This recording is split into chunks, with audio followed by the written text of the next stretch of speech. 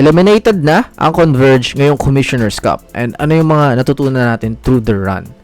First, let's talk about accountability of the head coach. Panoorin nyo yung interview sa Tiebreaker Times, and kahit sa mga nakaraang interviews pa, unang part pala ng interview, question na agad yung tawag ng referees. Like, seryoso ba? Instead of thinking why it happened, parang hindi lang talaga ako fan ng sobrang mga nagre-reklamo sa calls instead of playing with it or alam mo yun, doing their game plan. Tsaka lahat ba ng games nyo hindi pa talaga pabor sa inyo, diba?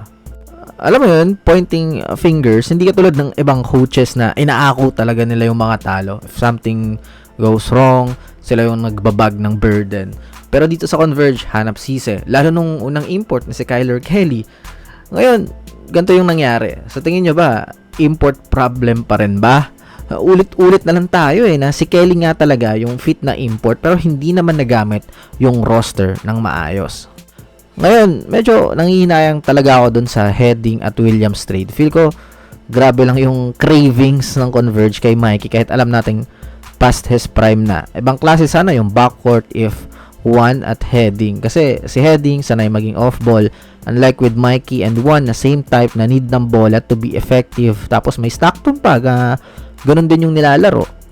Kumbaga, nadidistribute yung possessions, wala nang proper flow ng offense. Kung sino sa kanila yung makahawak ng bola, you do it yourself. Alam natin na minsan si Raiko na yung nagsasalita this past games pero hindi naman nasusunod yung gusto niyang motion. Sasabihin niya lang pag timeout pero in game wala din naman. Wala sila yung tipong pag di mo sinunod yung game plan is ibabangko ka talaga kahit superstar ka pa. Sa Converge kasi, linyahan, kawawa naman yung mga bata. Kahit mga bulbuli na, di ba? Next nating natutunan is yung mga trade to become powerhouse is not all the time or most of the time magiging successful kapag bumuo ka ng super team.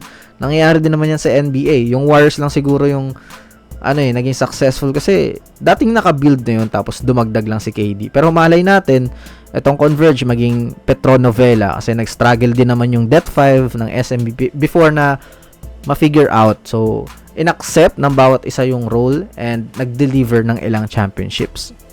Kaso, ibang case tong sa Converge. Pare-pareho yung mga roles. Pwedeng maging Kabagi sana and Chris Ross yung Juan at Alec. Pero tatanggapin ba ni Alec maging Chris Ross type? Si Junmar, si Arana, Arwin, si Balti. Kaso lang, magpe-pave way ba si Balti na maging ganun siya kay Arana na magiging focal point ng offense? And para sa 3-spot na 3&D, sino? Si Policarpio na paghawak yung bola, Gora lang din.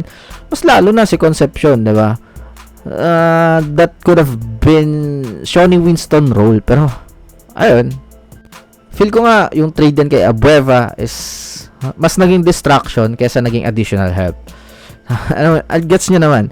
Tapos sobrang steady pa ni Mikey. Pero yung development talaga ni Juan is nawala. Tapos parang laging may gustong patunayan si Stockton. Kumbaga sobrang talented pero hindi align as one yung goal.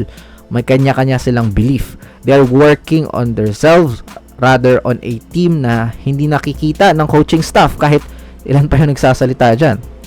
They also need to keep Arana happy. Kasi pag yan nawalan ng gana tapos naging free agent, ewan ko na lang. Yan yung future. Tingin pa kayo ng tingin sa ibang talent instead of building the better fit. Sobrang dami pang pwedeng sabihin sa Converge. Maybe kayo na lang sa comment section. Tapos I will try to react on it on another video. And that's all for this one. See you on the next upload. Bye-bye.